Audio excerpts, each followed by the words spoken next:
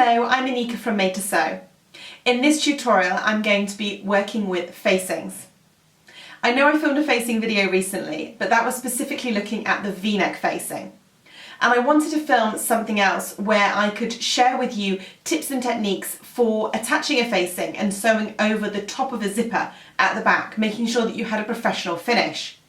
And I'm going to be doing that on a curved neck, just like the one you see behind me. Another reason why I decided to film this tutorial is because I'm going to be giving away a little surprise in a few weeks. The top behind me is going to be a free pattern that you can download. Now, I wanted to film another video so that you really know how to make this professionally when it becomes available. So stay tuned for that. For this tutorial, I'm going to presume that you're working with a pattern that comes with a facing for the neckline. In order to start attaching the facing, you're going to need to sew the garment up to a specific point, and that's to have the neckline as a complete circle. You're going to need to sew the shoulder seams, and I would recommend introducing a zipper prior to attaching your facing. The other thing that your pattern may have asked you to do is to complete a row of stay stitching around the neck. Now, stay stitching is a small stitch length, 1.5 millimeters, and it's usually completed very close to your actual stitching line. You can either use stay stitching, which is what I've done here. The alternative method is to use some iron-on strips of interfacing. I will complete separate tutorials for both methods, and I'll put links to those in the description box below. You're also going to need to cut a facing out in your fabric. You might have a pattern that goes continuously from the centre back through the centre front and back up to the centre back. This might be cut on the fold at the centre front. Or you might have a pattern like I've got here, where the front facing is separate to the two back neck facings. So this is my centre front, and this with the opening is my centre back, because remember, I've got a zip that will be going there. Once you've cut out your fabric, the first thing you're going to need to do is to interface the wrong side of your facing. I recommend that you do this with a fusible or iron-on interfacing for ease, and that you try and choose a good quality woven interfacing that's lightweight. You don't want to add any unnecessary bulk here. Now, the facing is interfaced to help support the neckline. It will give you a professional finish and stop this from stretching. Once you're happy that you've interfaced your facing, you can then, if you have sections like I have, sew them together at the shoulder seam. Make sure that you're careful to join the shoulder seams together and that you don't accidentally flip the back pieces, because it is easy to do. Sew using the seam allowance suggested in your pattern instructions, and finish the raw edges of the shoulder seams. You can use the serger or overlocker, or you can use the overcast or zigzag stitch on the sewing machine, or pinking shears. Once you've sewn both of the shoulders, press those open, and then you can also finish the whole of the outside, so the larger edge. So this is our neckline edge here, and this is the outside edge of the facing. You're welcome to finish that now, and the centre back seams if you would like to, using your preferred method. Once you're at this stage where you have a facing unit and your garment is ready, we can begin to attach them. But first, I just want to share a little tip for introducing your zipper on your garment to make sure that you have a professional finish at the end. Before we attach the facing, I just want to share some tips for making sure that you have a professional finish at the top of the zip where the facing joins. Now you can see I've introduced an invisible zipper into the centre back seam of my garment. If you don't know how to do that, I will put a link in the description box below to my other tutorial on how to insert an invisible zipper. Now, what we need to do here is make sure that we have enough space from the raw edge of the fabric to the top of the zip. Remember, you're going to be sewing across the top here to attach the facing. If you don't leave enough space, you'll often find that the top of the zip looks a little bit forced. It looks like the zip's trying to peel apart, it can often be bulky, and it doesn't look professional. So how do you make it look professional? Well, what you need to do is make sure that you leave enough space between the top raw edge of the fabric and the top of the zip. Now, looking at the zip open, the top of the zipper is the top of the plastic, the large plastic stopper. And this is where if you were to fasten the zip, you wouldn't be able to go any further. The method that I like to use is to measure from the raw edge of the fabric down and draw a line. I draw a horizontal line here. When I'm introducing my zipper, I position the plastic stopper just underneath the line, and then it will make sure that I get it in the correct position. So I guess your next question is, where do we put the line? That will depend slightly on the seam allowance that you're working with. For this garment, I have gone with the standard seam allowance that you'll normally find in dressmaking patterns. That's 5/8 of an inch, 1.5 centimetres. So what I would do is to measure down from the top raw edge of the fabric 3/4 of an inch rather than the 5/8. So whatever your seam allowance is, the standard seam allowance that you're going to be working with to attach your facing, you're going to increase that by 1/8 or 3 millimetres. And that extra 1/8 or 3 millimetres should give you enough room to be able to have a professional finish when you turn this all around. You may find if you're working with a very bulky or thick fabric that you want to give a little bit more between the seam allowance and the top of your zip stopper. So I'm going to now let you introduce your zipper, and then we should be ready to start attaching the facing. Now we can start pinning the facing onto the garment, ready to sew. You're going to want to position the right side of the facing onto the right side of the garment. I would recommend that you match any key elements, that's things like notches or seams together to start with, because those can't be moved. So in this example, I have got my shoulder seams. So the shoulder seam of the facing should sit on top of the shoulder seam of the garment. And I'm going to do that to both sides. So making sure that they're sitting directly on top of one another. And I'll pop a pin in there. And then I can work with the front. So that's all ready. So I'm going to start with about the middle section. Remember that you should be pinning the two edges of fabric flush with one another. And then I can work with the middle of the next section and the middle of the section here. Now, if you find you have any discrepancy between the two layers, one slightly larger than the other, you just need to keep working with this. So the middle of one section, then the middle of the next sections, and so on. Now, if you find you have a large amount of discrepancy between the facing and the garment, please just double check things before you continue. Check that the seam allowances you sewed on your facing and the garment are the same and are accurate. Did you remember to stay stitch or interface the neck edge of the garment? Because we have a curve around the neck, you end up picking up some of the bias of the fabric, and this can stretch really easily just with your handling. So you need to make sure that you try and prevent that from happening. Once you've pinned from shoulder all the way around the front edge of the neck, we can look at attaching the back neck facing to the back neck of the garment. So I've just turned my garment over, so the front is still as it was a second ago, and we're now working from the back. So we've got our two facing pieces here that need to be attached. First step, open your zipper. Okay, and what we're going to be doing again is from the shoulder, we're going to be working out across the neck edge. You're going to want to flip the zip out so that it is flat. So we're not attaching it like this, how the zip will be finished.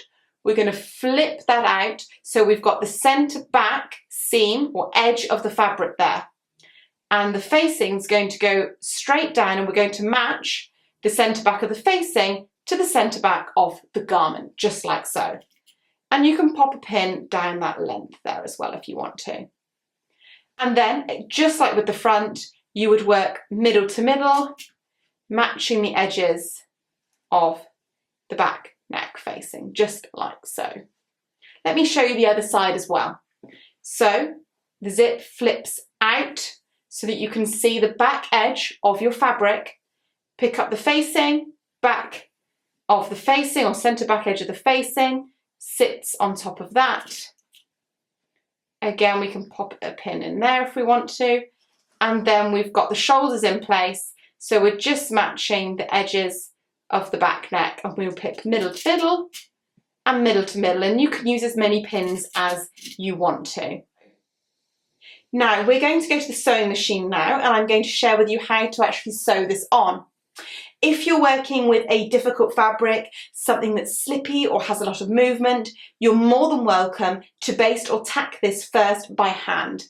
Simply do a running stitch close to or on your stitching line. I recommend that you use a clover fork pin to help match up the seam allowances that you have on the facing shoulder and the garment shoulder.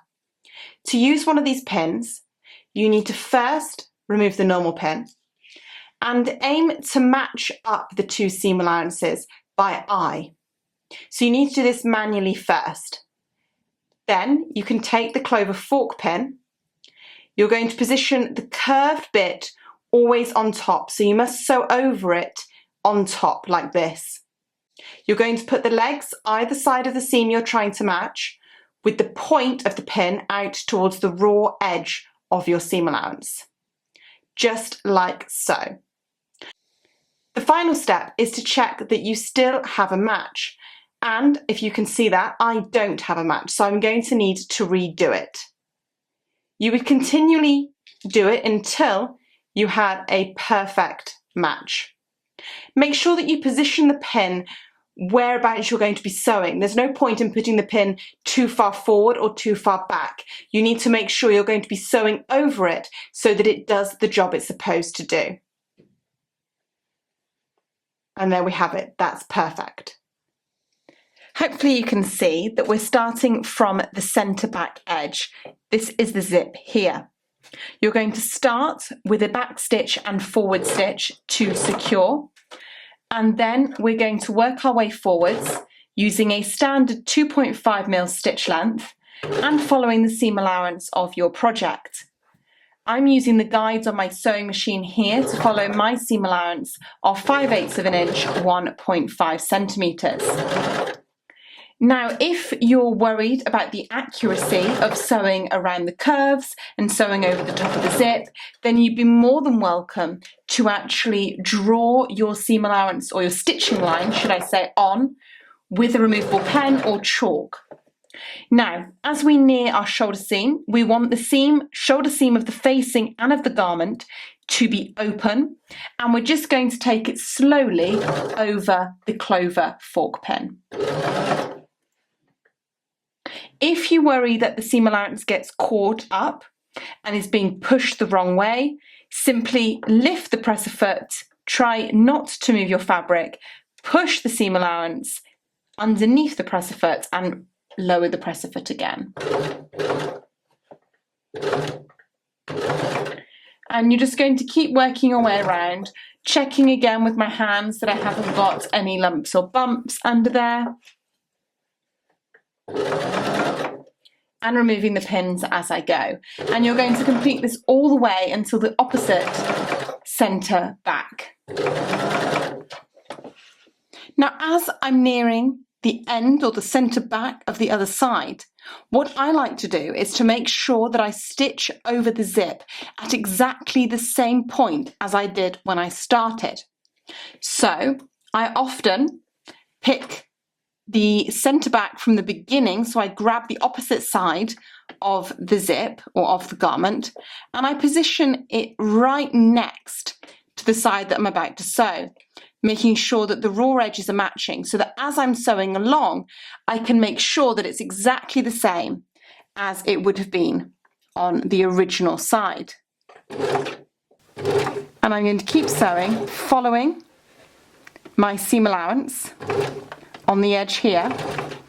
And as I near the edge, I'll take that pin out, and I'm just going to make sure that I'm going over this at exactly the same point.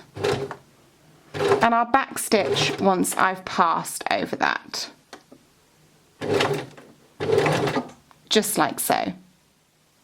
Before moving on, you want to fasten the zipper and check that the seam where the facing joins the garment is in perfect alignment on both sides. Luckily, mine is. If you're not happy with this, obviously you're welcome to unpick one side and redo it. You probably don't need to redo all the way around, but you need to redo the section over the top of the zip. The next step is going to be to trim and clip the seam allowances around the neckline. We need to do that to remove a little bit of bulk and to allow the facing to sit nice and flat on the inside of the garment. Now, when it comes to the term grading, we're going to stagger the seam allowances, the facing and the garment. Now, the most important thing to remember is that when this is finished, the facing is going to be on the inside. Whenever you're grading, the seam allowance that is closest to the outside when this is finished must be the largest seam allowance. So the seam allowance is closest to the outside when the facing is tucked under and finished. That seam allowance is the one that belongs to the body of the garment. So the body of the garment seam allowance needs to be larger than the seam allowance for the facing. So as an example, we're going to be trimming the seam allowance of the facing down to approximately 1/8 millimeters. And we would work all the way around doing this. Just be careful that you don't trim anything but the facing. Now we're going to trim the body seam allowance, and this can be about double the facing seam allowance. So aim for about 1/4 inch to 3/8. That's 5 millimeters to 1 centimeter. And we're going to complete that all the way around. I'm going to show you a closer up image now. You want to continue trimming over the seam allowances and all the way through to the edge at the centre back. Make sure that you're making the facing smaller than the body seam allowance. There's one. And I'll continue with my body seam allowance now too. So now the seam allowances have been trimmed down, the other thing that you might need to do is to clip into them. This is so that when we turn the facing to the inside, you don't end up with a sort of tight seam. Now it will depend on how curved your neckline is. The more curved it is, the more clips you will need. So the curve that we're working with here is a concave curve. When you're working with a concave curve, you only need to cut straight down. So I'm just going to be cutting straight down into the seam allowances. And you want to do this where you have a great amount of curve. So it'll be at the front, maybe a bit around the sides, and then also perhaps a little bit at the back, depending on your neckline. Now I personally prefer to actually stagger the clips in my seam allowances. So I'll cut once in the body and then separately in the facing. Once in the body, separately in the facing. This is so that the clips aren't on top of one another. It means that you don't have a point of weakness in one place. So now my seam allowances are trimmed and clipped, and I'm ready for the next stage. We're going to go to the sewing machine next, and we're going to complete something that's called understitching. What we're going to do is we're going to stitch on top of the facing, but very, very close to the seam that joins the facing to the body of the garment. We want to be about 1/8 millimeters away from this seam, but on top of the facing. As we do this, we want to push all of the seam allowances towards the facing so that we catch them underneath the stitching. And what this will do is it will actually hold the facing in place and stop it from lifting back out at the neck and being able to be seen from the front of the garment. So you won't see this stitching, it's going to be hidden behind on the facing, and it's got a job to do, so you do need to make sure that you do it. Join me at the sewing machine, and I'm going to share with you how we do this and how it's best to get a nice, accurate, neat stitch. To complete the understitch, you're going to need to sew on the facing. So here's my facing here. If I fold that back, you should be able to see my trimmed seam allowances. Now, the seam allowances must go towards the facing. So I'm going to consciously keep moving them in the direction of the facing so that when you're stitching through, you're actually catching the seam allowances. Now, to ensure that you get a perfect finish to the top of the zip, I recommend that you start your understitching after the zip. So we're going to start our understitching after the zip here. I'm going to put this in under the machine, and I'm going to line it up. I've got a sort of nook and cranny that I can line up with on the foot of my machine. You're going to want to sew 1/8 3mm away from the seam that join the facing to the garment. And you're just going to keep checking with your hands that the seam allowances are coming towards the facing. You need to start with a couple of stitches forwards and a couple of stitches backwards, and you're going to work your way along. Another tip here is that you want to sort of pull the two sides ever so gently. That's so that you don't end up with a crease or a pleat around this seam.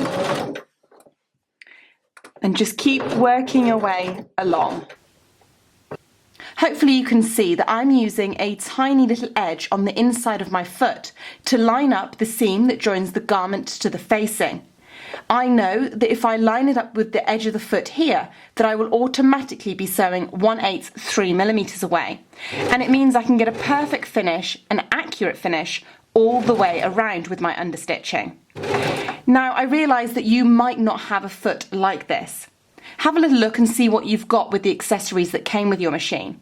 And you just want to find something that you can line up with this edge easily. It might just be the outside edge of the foot. If that's the case, then what you would do is move the needle. Use your width function, or perhaps you've got a separate needle function, and you will move that over to ensure that you are sewing that 1/8 3mm away, or as close to that as possible. And then you're simply going to keep working all the way around, continuously checking that you've got your seam allowances towards the facing. Remember when you get to the other end that you need to stop before the zip and backstitch. Just to let you know, we're doing 2.5mm on the stitch length. So once you've completed the understitching on the facing, catching all of the seam allowances, you then need to press the facing in place. To do that, you're going to press from the facing side of the garment. You want to make sure that when you're looking at the facing here, that you can see a very, very small amount of the garment front just peeking along that edge. That will mean that you don't see any of the facing from the right side of the garment. Using your iron, press the facing in place all the way around the neckline. Use a bit of heat and steam. Now, if you have a fabric that the iron will damage, please use a pressing cloth to protect your fabric.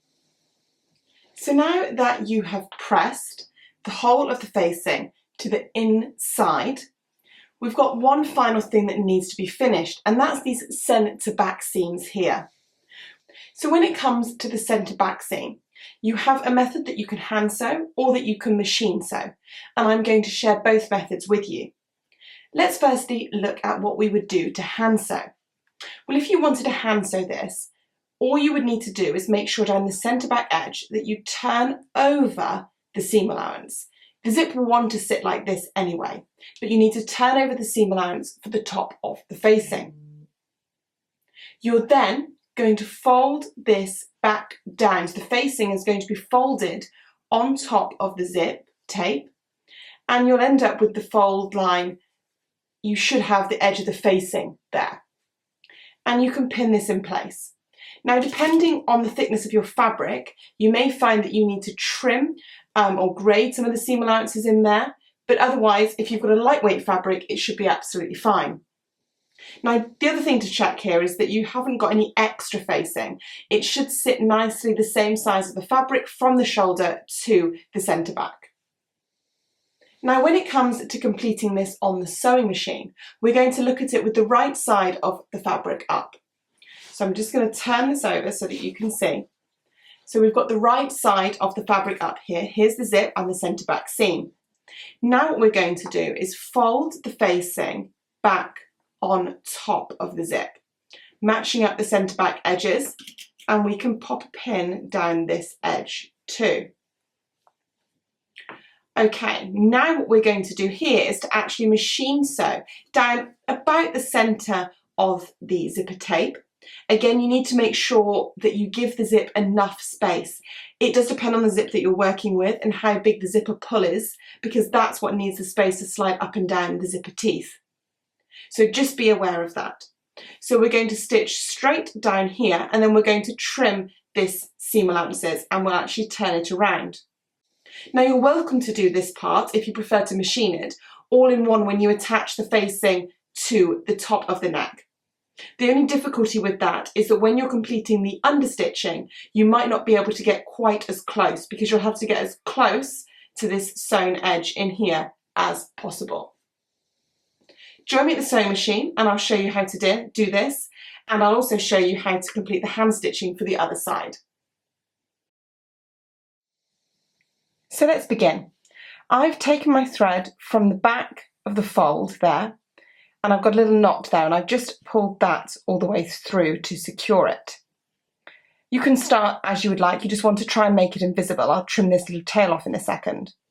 Now, obviously I'm working with blue thread here, and you wouldn't be using that if you were making a cream or white coloured garment. You want to use the thread that matches with your garment. So we're going to be completing a little slip stitch. To do that, the thread at present has come out on the folded edge of the fabric.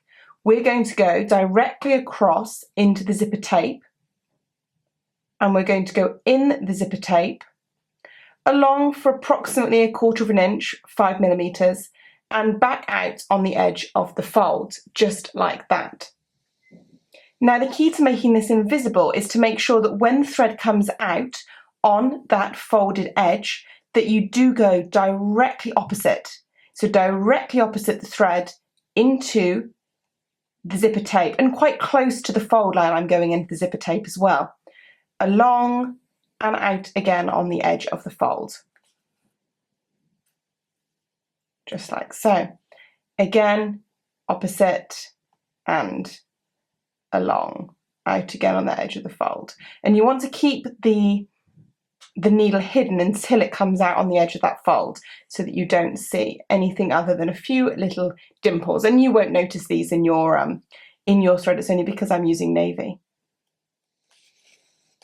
And you'll simply do this all the way up to the top. You can also do it around this little section at the bottom as well, and it just will hold everything nice and securely. So my facing is pinned on top of the zipper here. The centre back seams are together, and I'm starting at the neck edge.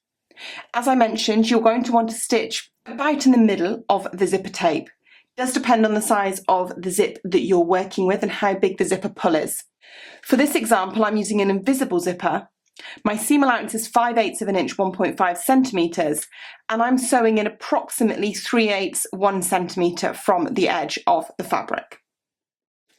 You're going to start with a back stitch and work your way along, going through the zipper, taking the pins out as you go, making sure that you're trying to sew an accurate straight line down this. When you get to the end, you can back stitch again. Now, I've actually gone ahead and sewn both of mine on the sewing machine. You will want to make sure that you complete the same method on both sides, because otherwise you probably won't get a match at the top edge here.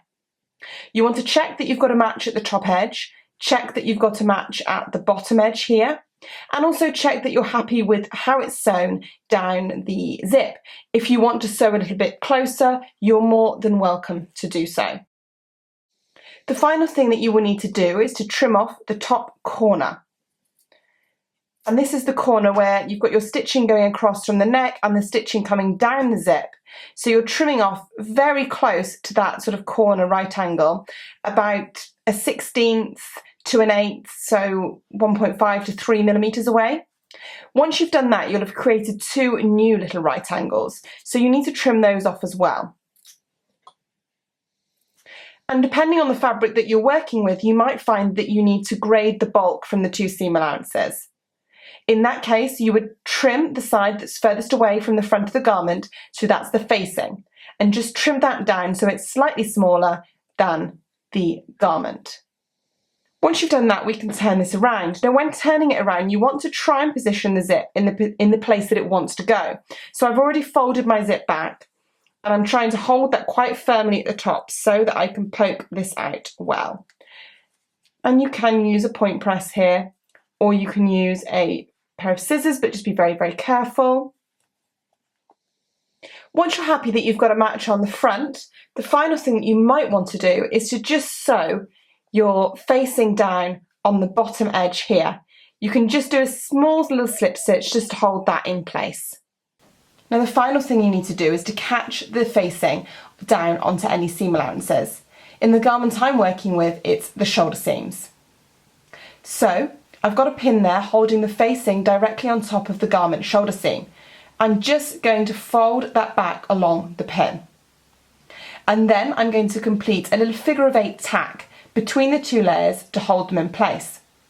Again, I'm working with a navy thread. You would be using the thread colour the same as your garment. So I'm going to go in and out on this side.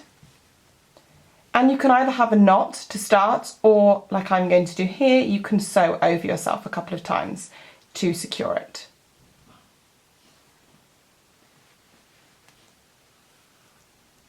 Okay, now I'm going to go onto the garment. So I'm just picking up the seam allowances here. I'm not catching the front of the garment, just the seam allowances.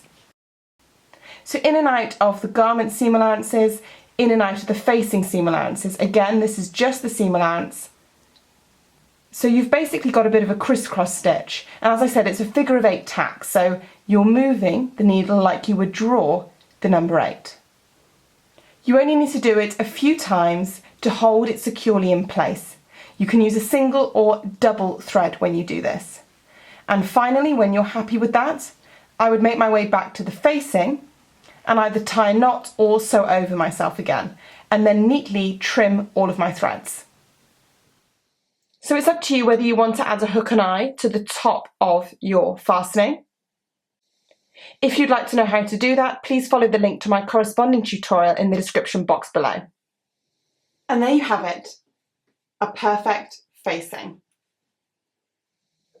I really hope you've enjoyed this tutorial and that you feel more confident attaching facings to garments in the future. Thank you for watching and good luck with your sewing.